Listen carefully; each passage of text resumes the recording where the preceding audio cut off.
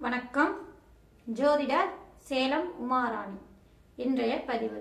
இன்னைக்கு பார்க்கக்கூடிய பதிவு என்ன அப்படின்னா, வேலையில் இடமாற்றம் எப்போது யாருக்கு ஏற்படும் பற்றி பார்க்கலாங்க. இப்போ நல்லபடியாக வேலைக்கு போயிட்டு இருக்காங்க, பல வருஷமாக ஒரு வேலைக்கு போயிட்டு இருக்காங்க. அங்கே நல்ல மதிப்பு மரியாதை, நல்ல சம்பளம், நல்லபடியாக அவங்க வேலையும் பார்த்துட்டு இருப்பாங்க. இந்த மாதிரி நல்ல வேலை, நல்ல சம்பளத்தில், நல்ல கௌரவமான பதவியில் அந்த ஜாதகர் இருந்தும் நல்லபடியாக நான் அந்த வேலை பார்த்துட்டு இருந்தாலும் திடீர்னு பாருங்க, அவங்களுக்கு அந்த வேலையில் ஏதாவது ஒரு பிரச்சனை வரும். மேலதிகாரி மூலயமா சங்கடங்கள் வரும், பிரச்சனைகள் வரும், வேலையை பிடிக்காத மாதிரி போகும். அல்லது கூட வேலை செய்கிறவங்க ஏதாவது பிரச்சனை பண்ணிக்கிட்டே இருப்பாங்க.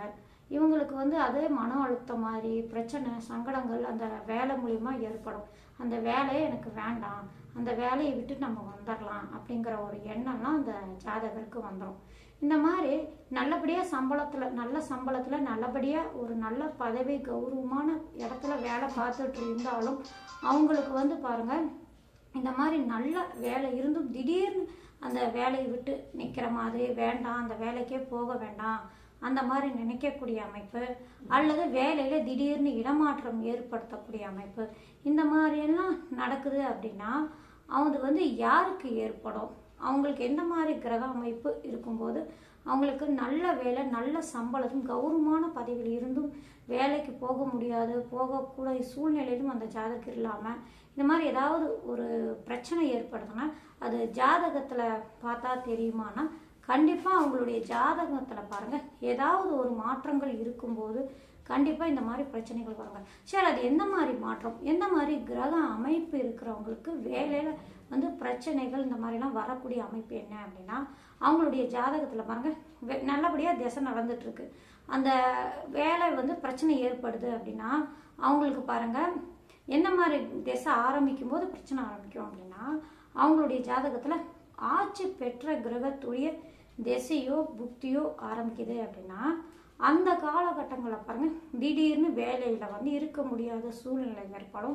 மேலே அதிகாரிகளுடைய பிரச்சனைகள், ப்ரெஷர் கொடுக்கக்கூடிய அமைப்பு, அவங்களால ஏதாவது மனசங்கடங்கள் ஏற்படுது, அல்லது கூட வேலை செய்கிறவங்களோட பிரச்சனைகள், அந்த வேலை பிடிச்சு நல்லபடியாக நல்ல சம்பளத்தில் கௌரவமான பதவியில் இருந்தாலும் அந்த வேலையில் அவங்கள உட்காந்து வேலை செய்ய விடாமல் அமைப்பெல்லாம் வருது அப்படின்னா அந்த ஆட்சி பெற்ற கிரகத்துடைய திசையோ அல்லது புக்தியோ ஆரம்பிக்குது அப்படின்னா அப்போதாங்க உங்களுக்கு அந்த வேலையில் பிரச்சனை ஏற்படுத்தும். சரிங்களா?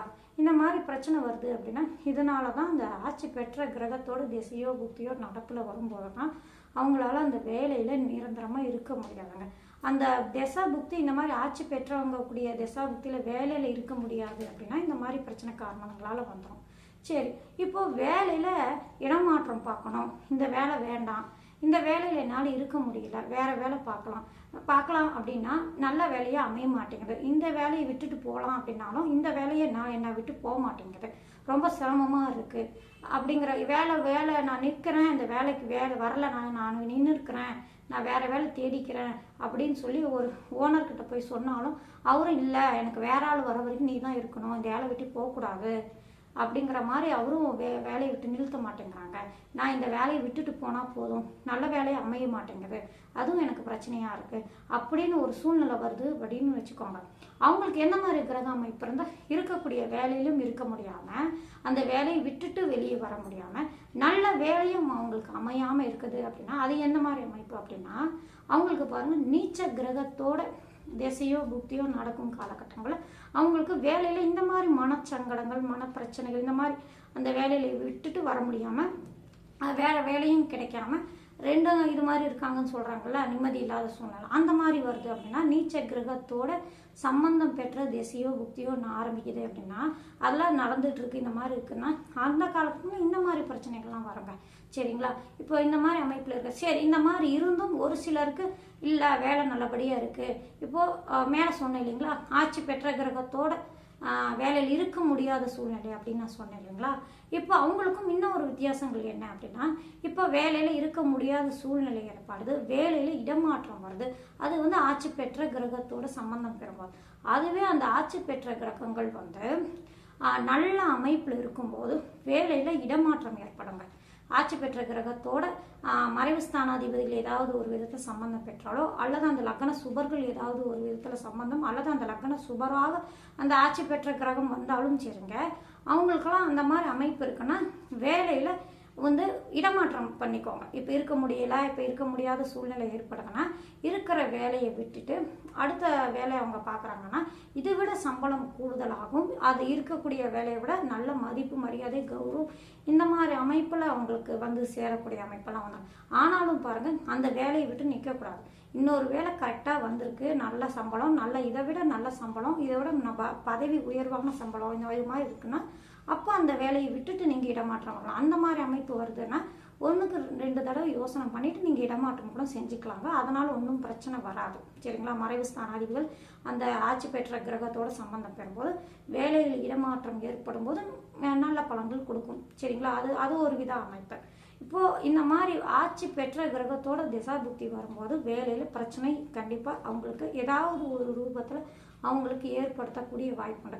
அது வேலையிலே இருக்க முடியாது, வேலையும் கிடைக்கல, அந்த வேலையை விட்டுட்டு வரலான்னாலும் விட்டுட்டு வர முடியலை, ஒரு நிம்மதியே இல்லை, அந்த மாதிரி சொல்கிறாங்க இல்லைங்களா? அவங்களுக்கெல்லாம் இந்த நீச்ச பெற்ற கிரக சம்பந்தம் பெறும்போது அந்த மாதிரி பிரச்சனைகள்லாம் வந்துடுங்க. சரிங்களா?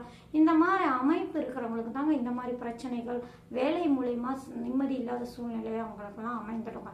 இப்போது இந்த மாதிரி இருக்குது அப்படின்னா சொந்த தொழிலாவது செய்யலாமா? சொந்த தொழிலுக்கு போனான்னா தொழில அது நிம்மதி கொடுக்குமா? அந்த தொழிலாவது வளர்ச்சி அடையுமா?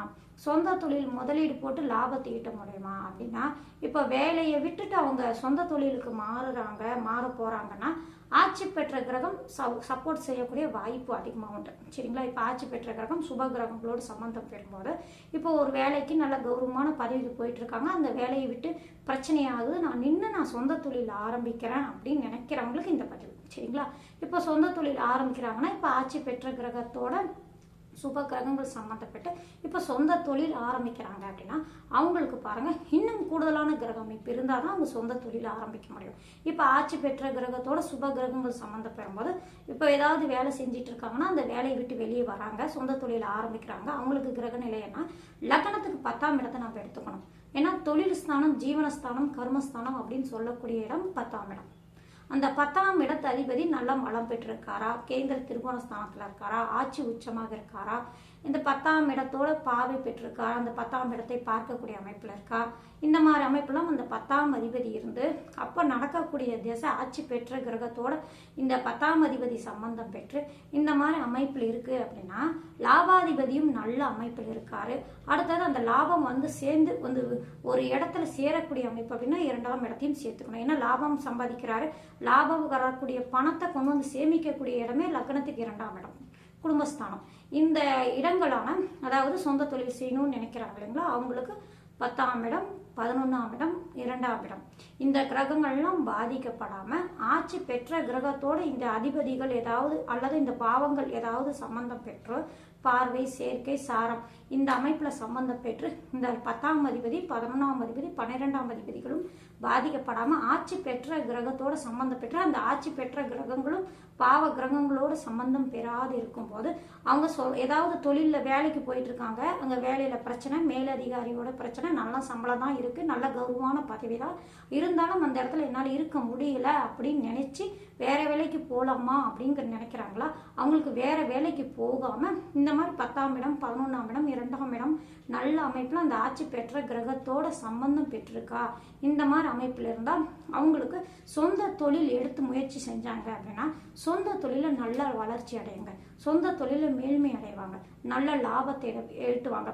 ஒரு 20,000 30,000 50,000த்துக்கு சம்பளத்துக்கு போயிட்டு இருக்காங்கன்னா அதை விட்டுட்டு இப்போ சொந்த தொழில் ஆரம்பிக்கிறாங்கன்னு வச்சுக்கோங்க, கோடிக்கணக்காக சம்பாதிக்கக்கூடிய அமைப்பெல்லாம் உங்களுக்கு வந்துடும். கோடீஸ்வர யோகத்தையெல்லாம் கொடுக்கக்கூடிய அமைப்பே இந்த கிரக அமைப்பெல்லாம் வந்துடுங்க.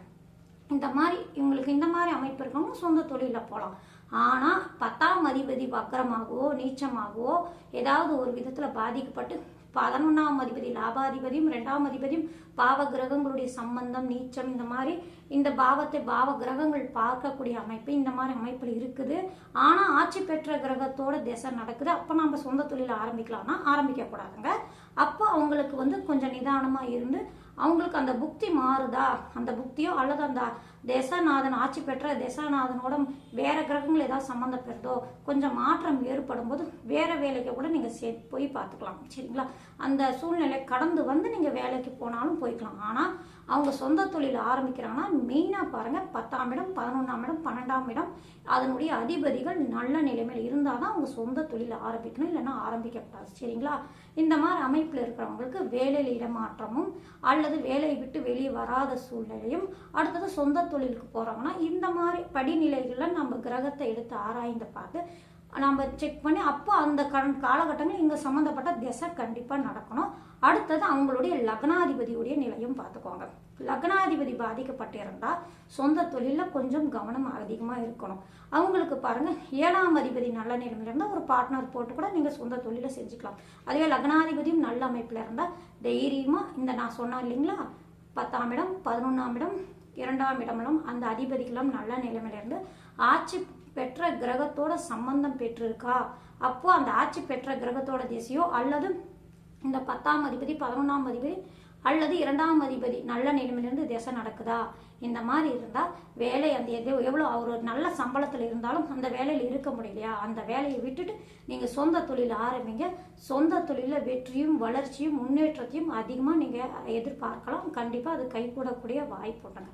இப்போ வேலையில் இடமாற்றம்னா இந்த மாதிரி அமைப்பில் நாம் படிநிலையில் எடுத்து செக் பண்ணி அந்த கிரக நிலையை வச்சு தான் நம்ம நிர்ணயம் பண்ண முடியும். சரிங்களா? நன்றி, வணக்கம்.